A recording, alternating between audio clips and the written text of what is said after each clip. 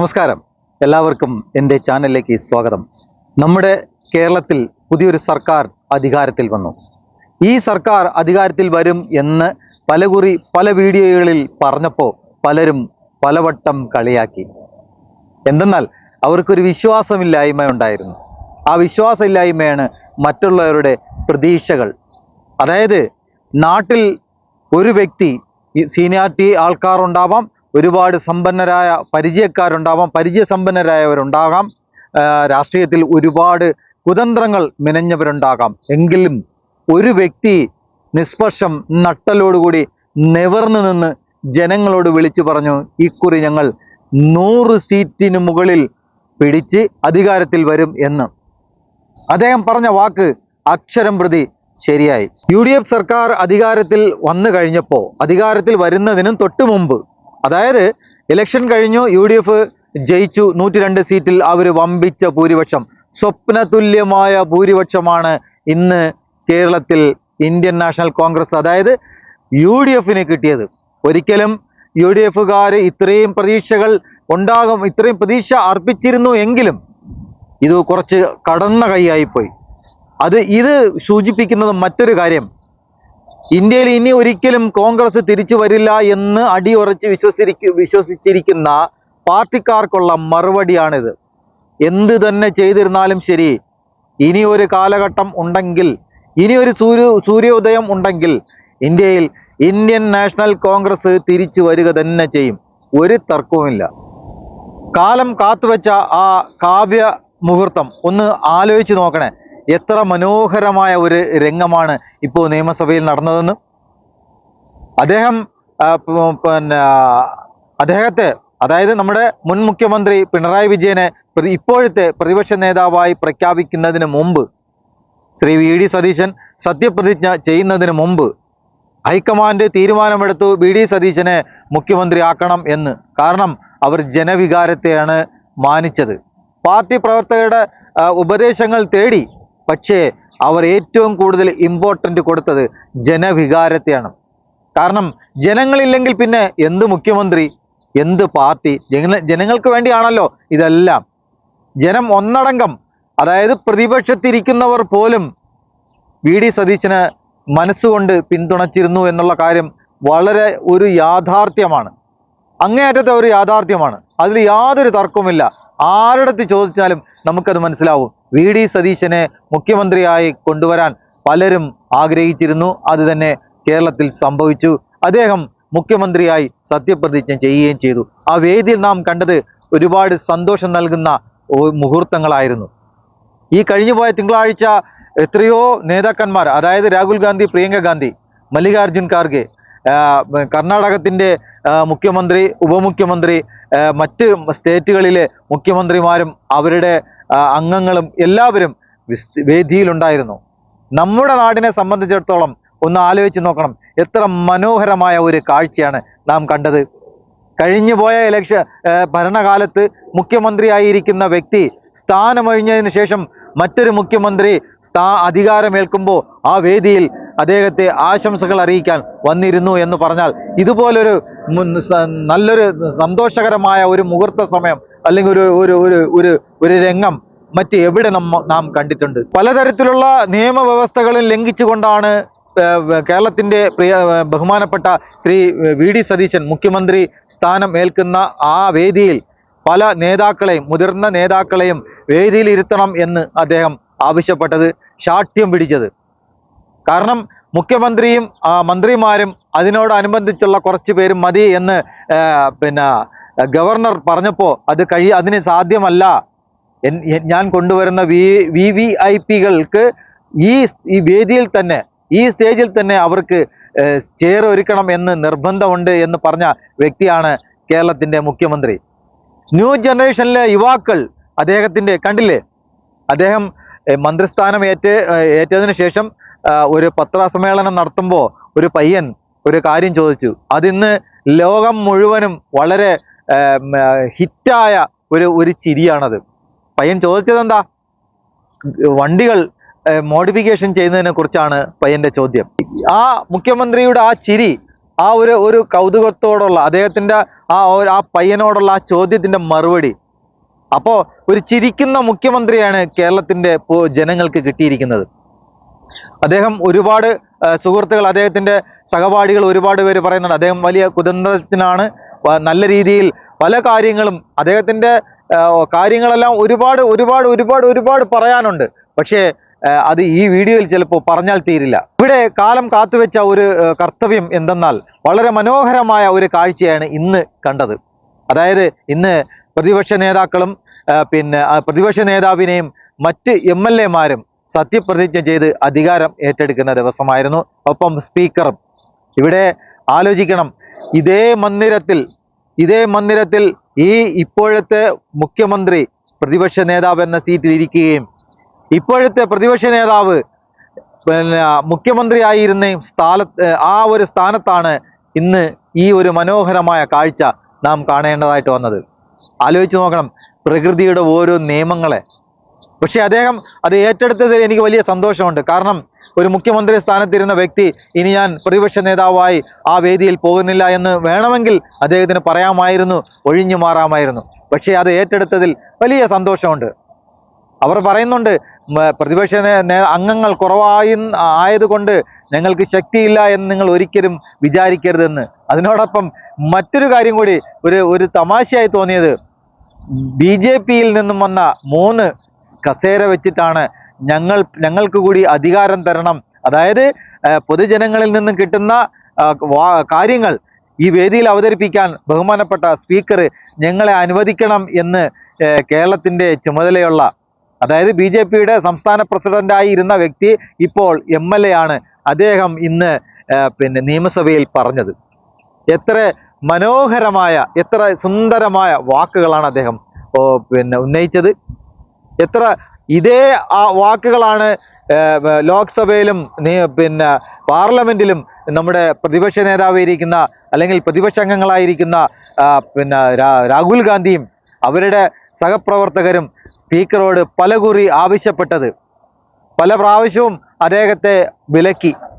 ആലോചിക്കണം, മറന്നു പോകരുത്. കേരള യാത്രയിൽ പോകുന്ന വഴിക്ക് പോലീസുകാർ തല്ലിച്ചതച്ച ഒരു സംഭവം ഉണ്ടായിരുന്നു. ഇവിടെ എടുത്തു പറയേണ്ട ഒരു കാര്യം, നമ്മുടെ ബഹുമാനപ്പെട്ട മുഖ്യമന്ത്രി ഒരിക്കലും അത് മറന്നിട്ടില്ല എന്നുള്ളതാണ്. അതായത് സഹപ്രവർത്തകരെ പോലീസുകാർ തല്ലിച്ചതച്ചപ്പോൾ ആ ഒരു രംഗം അത് അദ്ദേഹത്തിന് മറക്കാൻ കഴിയില്ല എന്നാണ് നമ്മുടെ ബഹുമാനപ്പെട്ട മുഖ്യമന്ത്രി പറഞ്ഞത്. അതിന് നിയമ നടപടികൾ എടുക്കാനും അദ്ദേഹം പറഞ്ഞിട്ടുണ്ട്. കോടതി അതിനെക്കുറിച്ച് പുനരന്വേഷണത്തിന് ഉത്തരവിട്ടിട്ടും അതിന് അങ്ങനെ ഒരു പ്രശ്നമില്ല എന്ന് പറഞ്ഞ് കൈയൊഴിഞ്ഞു. പക്ഷേ അത് അങ്ങനെ അല്ല, അത് വീണ്ടും അന്വേഷിക്കണമെന്ന് ബഹുമാനപ്പെട്ട മുഖ്യമന്ത്രി ഉത്തരവിട്ടിരിക്കുന്നു.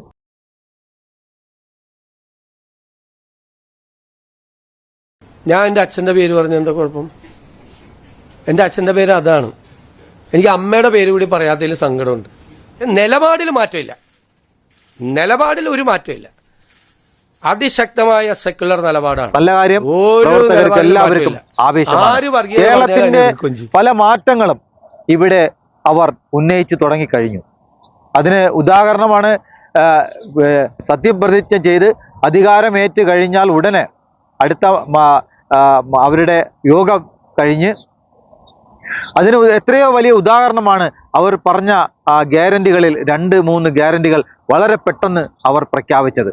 സ്ത്രീകൾക്ക് സൗജന്യ യാത്ര, വയോധികർക്കുള്ള പ്രത്യേക വകുപ്പ്.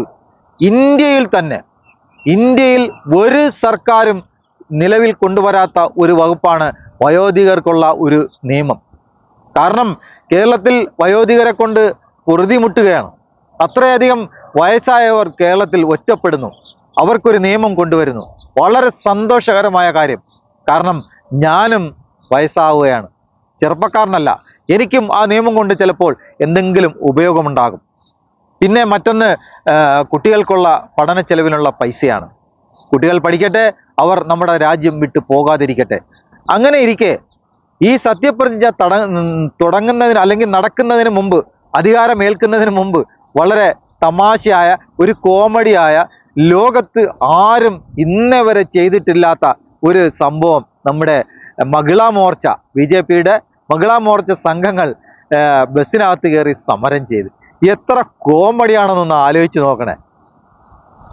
പതിനഞ്ചാം തീയതി മുതൽ, അതായത് മെയ് 15-ാം തീയതി മുതൽ സ്ത്രീകൾക്ക് സൗജന്യ യാത്ര അത് നടത്തിയേ പറ്റൂ, ഞങ്ങൾ നേടിയെടുക്കും എന്ന് പറഞ്ഞാണ് ബസ്സിനകത്ത് കയറി സമരം ചെയ്ത് ആ പാവം ആ കണ്ടക്ടറിന്, ലേഡി കണ്ടക്ടറാണ്, അവർക്ക് എത്ര രൂപയാണ് പിഴ വന്നതെന്ന് അറിയില്ല. പാവമാണ്. കാരണം ഇവർ ഞങ്ങളെ ശക്തി തെളിയിക്കാൻ വേണ്ടിയിട്ടാണ് ഇതിനവിടെ ഇറങ്ങിത്തിരിച്ചത്. ഈ ഒരു സമരവുമായി നമ്മുടെ മഹിളാ മോർച്ച സഹോദരികൾ ബസ്സിനകത്ത് കയറി കോപ്രായങ്ങൾ കാട്ടിയത്. അത് കഴിഞ്ഞ് അവരൊരു ന്യായീകരണം വീഡിയോയുമായി വന്നു. അവർ കർണാടകക്കാരിയാണെന്ന് ഞാൻ വിശ്വസിക്കുന്നു. കാരണം അവരുടെ മലയാളം കേട്ടിട്ട് ആ രീതിയിലാണ് തോന്നുന്നത്. മലയാളത്തിൽ അത്ര സുഖകരമുള്ള ഒരു മലയാളമല്ല അവർ സംസാരിക്കുന്നത്. അവർ കർണാടകത്തിലുള്ള ആൾക്കാരാണ് എന്ന് ഞാൻ വിശ്വസിക്കുന്നു. എങ്കിലും പിന്നെ നമ്മുടെ മഹിളാ മോർച്ചയുടെ അംഗമായ ഈ സ്ത്രീ, അവർ ആരാണെന്നൊന്നും എനിക്കറിയില്ല. പക്ഷെ എങ്കിൽ തന്നെയും പറയാണ്, വളരെ മോശമായിപ്പോയി. നിങ്ങൾ മറ്റുള്ളവരുടെ മുമ്പിൽ കോമാളി വേഷം കെട്ടുന്ന ഒരു രംഗമാണ് നിങ്ങൾ കാഴ്ചവെച്ചത്. നിങ്ങളുടെ കൂടെ വന്ന അവർക്കും ഒരു സാമാന്യ ബുദ്ധിയില്ലായിരുന്നു. അല്ലെങ്കിൽ നിങ്ങൾ ഈ വഴിക്ക് ഇറങ്ങി പോകുമ്പോൾ നിങ്ങളെ ഉപദേശിക്കാൻ ഒരു മനുഷ്യനും ഇല്ലായിരുന്നു. അതോ നിങ്ങൾ മനഃപൂർവ്വം ഞങ്ങൾ ശക്തി തെളിയിക്കും, ഞങ്ങൾ നേടിയെടുക്കും എന്ന് വരുത്തി തീർക്കുന്നതിന് വേണ്ടി, ഞങ്ങൾ എന്തും ചെയ്യും എന്ന് വരുത്തി തീർക്കുന്നതിന് വേണ്ടിയാണോ നിങ്ങൾ ഇതിന് വേണ്ടി ഇറങ്ങി പുറപ്പെട്ടത്?